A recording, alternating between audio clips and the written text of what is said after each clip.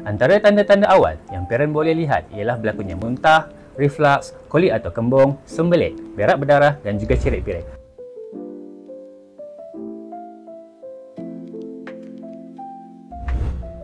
Hai, saya Dr. Faiz, doktor pakar kanak-kanak. Saya yakin parent pasti tak sabar nak dengar tentang topik hari ini sebab melibatkan kesihatan anak mereka. Apalagi, jom kita mulakan.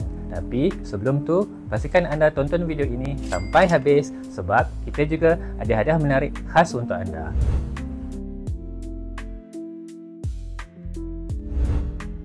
%80% daripada sistem imun manusia sebenarnya berada di dalam usus. Apabila makrobiom di dalam badan berfungsi, ia dapat melancarkan sistem penghadaman dan menguatkan sistem imun. Ini akan memberi kesan yang baik kepada usus si manja anda. Mereka akan lebih tahan terhadap jangkitan, alergi dan masalah kesihatan lain. Ini memberi kesan jangka panjang kepada perkembangan fizikal dan mental mereka.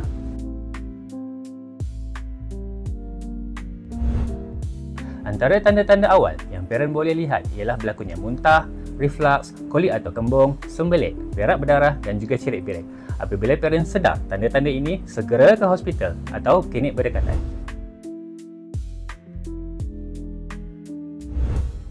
Ada beberapa perkara yang boleh mempengaruhi kesihatan usus si manja ini.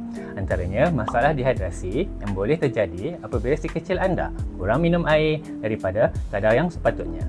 Kedua, ketidakseimbangan makrobiota dalam usus pun boleh mempengaruhi kesihatan usus anak anda kerana mereka kekurangan bakteria yang baik di dalam usus. Ini kerana makrobiom usus yang sihat dan seimbang amat penting untuk menguatkan perkembangan sistem imun serta menyokong proses tumbuhsaran si kecil anda. Selain itu, pemberian antibiotik dan pemakanan awal yang diberikan akan mempengaruhi jenis dan keseimbangan makrobiota dalam usus si manja.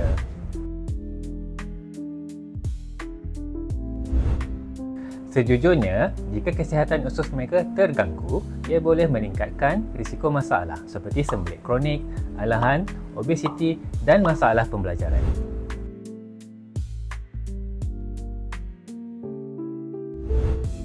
Parents boleh perkenalkan makanan yang seimbang, berserat dan berkhasiat seperti kacang merah, jagung dan labu. Pada masa yang sama, elakkan memberi antibiotik tanpa keperluan kecuali setelah mendapat nasihat daripada doktor. Kalau nak senang lagi, berikan mereka susu formula yang mengandungi 2FL kerana komponen ini mampu menguatkan makrobiota usus yang sihat serta menyokong daya imun di dalam tubuh. Si manja anda sangat memerlukan sokongan parents bagi memastikan kesihatan usus terjaga. Barulah tubuh badan sentiasa sihat dan happy.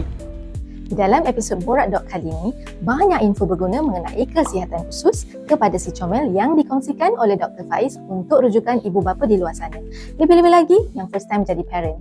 Buat anda yang tertunggu-tunggu hadiah misteri tu, kami nak kongsikan yang anda berpeluang untuk dapat hadiah ini jika anda beli Friso Gold Step 3 dan 4 dari 1 September sehingga 31 Oktober 2025 di lokasi-lokasi tertentu.